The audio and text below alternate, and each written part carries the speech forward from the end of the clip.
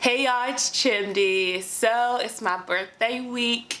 Alright, about to be 31. I know, I don't look it. I have a very youthful energy and a gorgeous glowing face. You know, I look like I'm in my early 20s, maybe mid to late. But no, I am in fact 31. And one of the videos that someone requested was actually what my biggest mistakes from my 20s were. And I was just like, I guess we can get into that if you want. I'm a big believer that, you know, everything happens for a reason, God's plan. If you changed any of these things, you wouldn't be the person you were today, etc., etc., etc. So I do believe in all that. Having said that, I did make a list of things where I was just like, yeah, Chimdy, maybe not those, maybe not those things, you know? Like, I'd be just curious to see who would that Chimdy be who didn't make, you know, these questionable decisions. You know, we'll never know. She exists in an alternate universe. We're not hanging out with her, we're hanging out with me. So let's go ahead and unpack these currently 4 things I've got as the biggest mistakes I made in my 20s. Before we get into the video, go ahead and give it a thumbs up if you would. Subscribe if you haven't already, all that good stuff. Let me know in the comments, how old are you?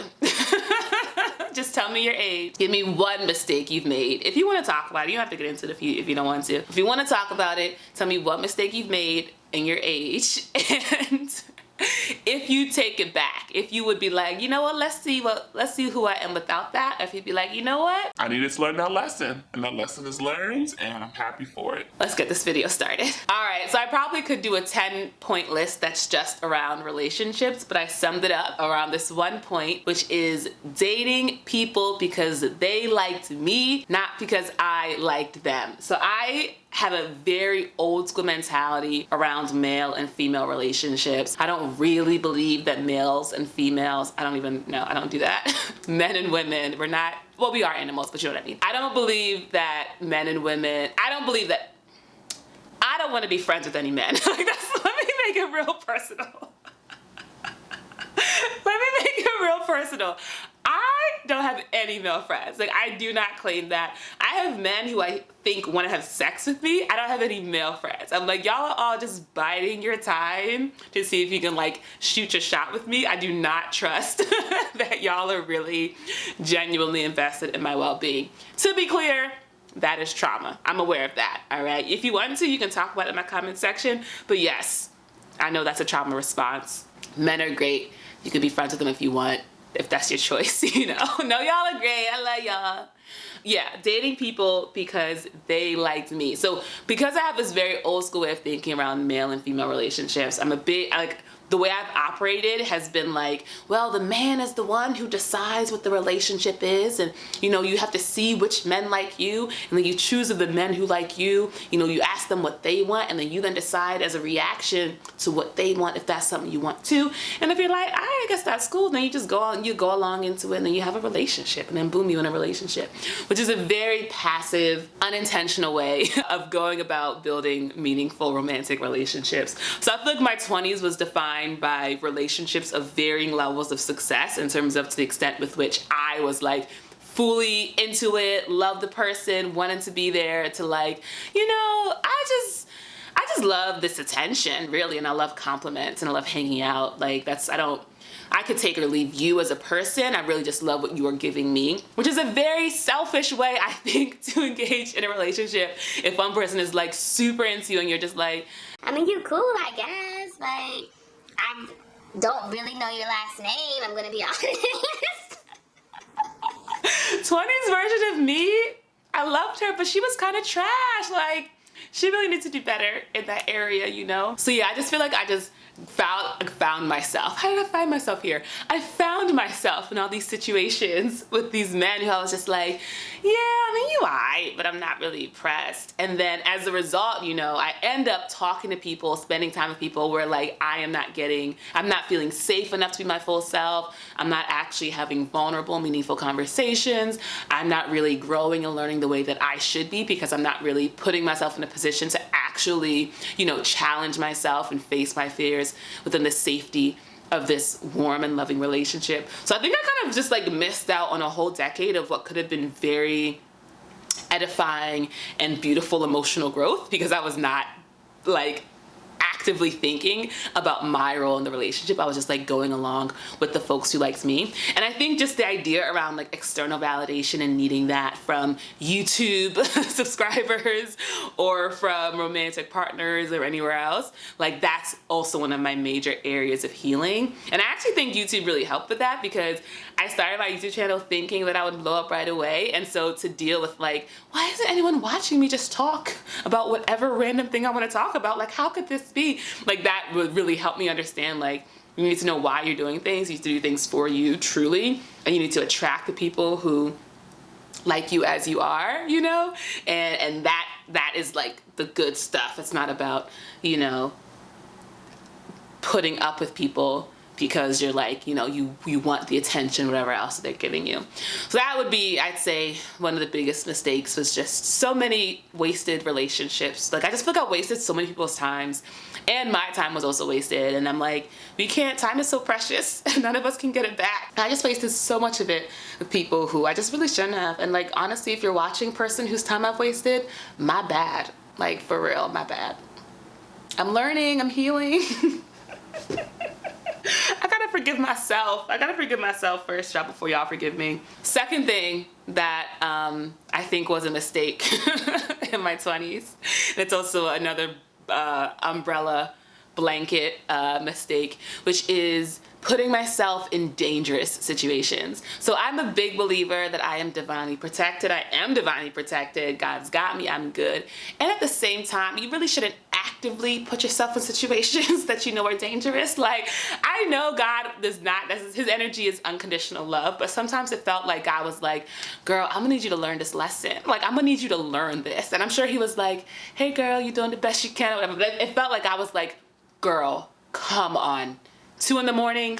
in Thailand by yourself? Really, girl? 4 a.m. in Malaysia? Do you know anything about Malaysia, girl? Why are you walking by yourself at 4 a.m. in Malaysia? What are you doing? Like, come on. You know, so there's like those kind of situations. I'm just like, I just feel very blessed. Like, I think my life could have taken a much worse turn given the kinds of dangerous situations that I had put myself in. I'm thinking about a party I went to in like my early 20s with a friend. And this is when I learned, like, truly always have an escape route, you know? I think this was before Uber was like really big, right? But yeah, I went to a party. It was like 40 minutes away driving, which is wild. And then we get there, it's me and this other girl, and then like 4 men, which you know how I feel. I don't know if y'all know this. I don't like mismatched gender groups in terms of more men than women. It makes me very uncomfortable. So I was just like, you know, and then we started playing this card game where literally we were like taking shots like every like 4 minutes or something crazy like that. And so I'm just getting very drunk with like all of these strangers, and I was like, that could have ended so much worse. And I just been like, ever since then I was like, always, how are we leaving the situation? If we're in a situation where we don't want to be in, how are we getting out of it? That's so important to me now. And then also just being really intentional about like where you go, like where are you going?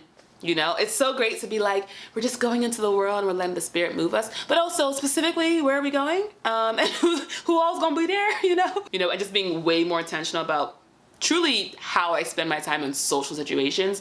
I don't have to go to every party. I don't have to hang out with every person. It's okay to be like, actually, I don't want to do that, so I'm gonna stay home. You know, like I think a 20s version of me was like really interested in just spending time with people for the sake of doing it. And now I'm just like, no, if I don't want to, I don't have to. I honestly, this is still a growing area for me. I talked to Sue from the Hopeful Tribe, and she was talking about how, because I'm turning 31, and she was like, it's when you hit the one point that you're really in that new decade, because like that 30 is that transitioning out of the 20s, right? Because I feel like I just truly yesterday realized that I don't have to answer the phone when people call me. I'm not talking about spam numbers. If your number is saved in my phone, if you call me, I would just answer. I would just be like, oh, so-and-so's calling. Hello? Like, I would not take a beat to be like, do you want to talk to this person? Like, it wouldn't even occur to me to just start with like, hey girl, are you in the spirit? Do you have the energy right now to communicate with this person?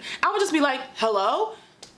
No, I don't have to do that. I could just like value my time. So that's still a major growth area for me. Anyone watching, you can decide whether or not to talk on the phone or answer a text or respond to a voice note or do anything else. Like, no one can make you do nothing, you know? Like, do it if your spirit is aligned. If it's not, then it's just not going to end well because your energy isn't going to be there anyway, right? So truly today I learned. So anyone who calls me from here on out, we gonna see if I answer, all right? We'll see if the spirit moves me. I might also just be in the bathroom, but it could also be the spirit being like, no, no. The third mistake I think I made in my 20s was not living alone for longer. I went to college for 4 years, had roommates, went to grad school. I tried living at home for a hot second during grad school and I was like, no, can't do that. So I got a house share with 4 other roommates.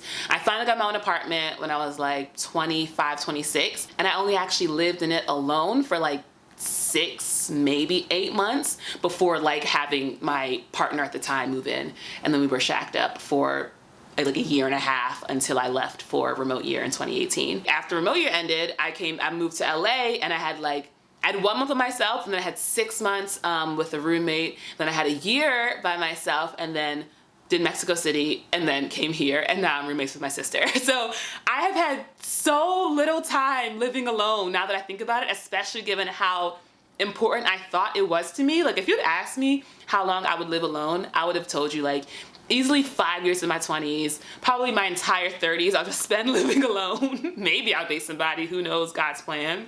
And then maybe in my early 40s, I'll marry somebody. That's my current trajectory, y'all. Obviously, we'll see what the Lord has in store, but that's kind of what I'm thinking at this moment. But in reality, no, that was not the case. Like truly had roommates with strangers and friends and family for the majority of that time, and I really, really wish that that was not the case, and that I just been way, way more intentional about like having a space that was just my own. And I think it's a reflection of boundaries as well, like loving myself enough to put out boundaries that was like, hey, love y'all, love spending time, but I have my space that's my own, and once I'm in this space, none of y'all BS is coming in here with me, you know? And I think that's still something I'm working on, as evidenced by the fact that I currently do not live alone. But yeah, I think it's like living with people is so awesome in terms of the socialization and just seeing, especially with strangers around grad school time, seeing how many different types of people there are and how many different ways there are to live a life was very, very fascinating. I got introduced to like foods and just like cultures and just like drugs, you know, all these things that I probably wouldn't have been introduced to if I had just been living by myself. And I am very appreciative of that. And at the same time, like, it would have just been nice to just have the space to further develop my own reality, truth, perspective, love, heart. It would have been nice to just have the space to just like fully explore myself without all these external influences and always kind of navigating my identity in relationship to another person or in reaction or response to another person.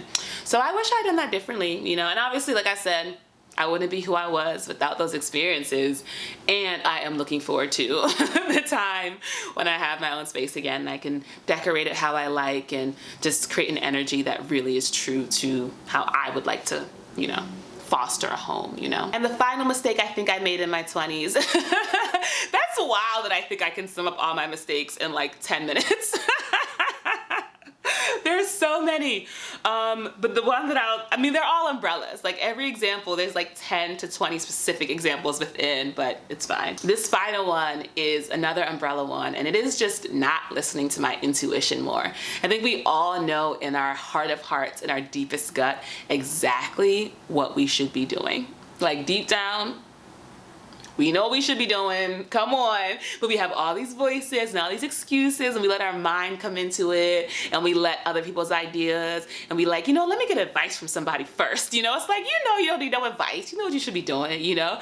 And I feel like I spent a lot of my 20s knowing decisions I should make, knowing choices I should make. And instead of just like going with my gut and going with my intuition, I would just be like, well, the right thing to do or what I should do is this thing over here. And making notes, the example that I used was going to graduate school. And I remember the very first time I thought I was gonna work in policy and politics, and I remember the very first time I read legislation, I think it was from Obamacare, because what I always said was that I wanted to be in policy so that I could enact something like Obamacare, like a wide-reaching policy, you know, that would help so many people, that kind of thing. And for the very first time in graduate school, I actually read the legislation, and I was like, y'all want me to read this? I was like, you want me to read this dry ass legislation? I'm too cute for this. Like that don't make no sense. Like, this not where I should be. And that was on me. I knew that was not where I should be. And did I listen to myself? And it's so funny that it was literally Obamacare legislation, the exact legislation that I always use whenever I would talk about my future policy career. And that was God being like, read it, girl, read that. And I'm like, oh, right, this isn't it. And did I actually get up out of there and follow my heart and live into my creative potential? No, I then got that graduate degree a couple years later and then spent another 8 years working in the nonprofit education policy, economic policy sector. For what? For who? For no reason. What a waste of time. And to be clear, I got so much out of the jobs that I worked for. I learned so much about myself, got to do some dope travel, made some dope friends. Like, life is life in regardless, but there were so many clear signs that that was not the path I should have taken. And that's just within the realm of the professional stuff. Like the stuff with the relationships, the stuff with the dangerous situations and the parties and the socialization, all of that comes down to having an intuition, having a voice and that deep gut feeling that's saying maybe don't drive 40 minutes. Be driven. I'm not even driving because if I was driving I could have dipped. Maybe don't allow yourself to be driven 45 minutes to a stranger's house in the middle of nowhere for a party with people that you don't know. Maybe that's not a good idea. That could be traumatizing. So just basic stuff like that, And I do think that to be alive is to experience these things and be like, dang.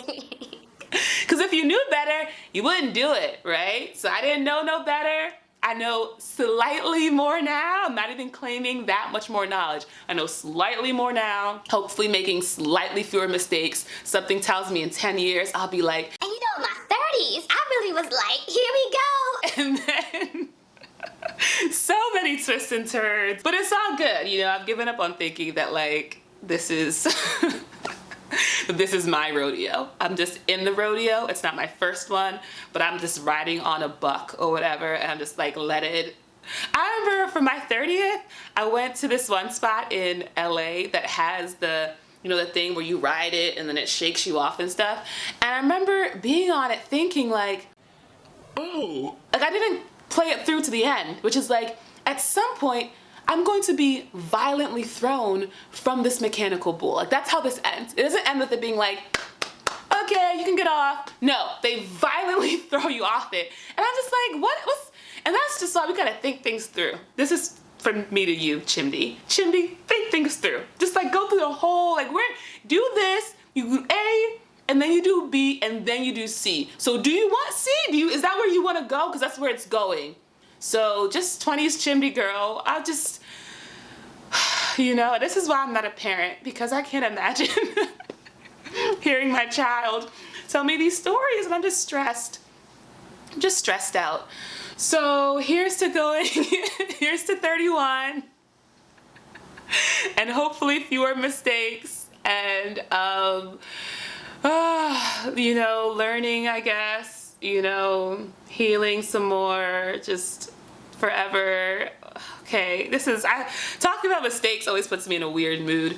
Hope you all like this video. Let me know in the comments how you're doing with your own age range and the mistakes and healings and growth and stuff. And if you have any advice for me now that I'm entering my 30s, what should I think? What should I be thinking about? What should I know? I appreciate y'all. I think I need to slink off camera instead of my excited bye. I'm just okay, bye. I'll talk to you guys later.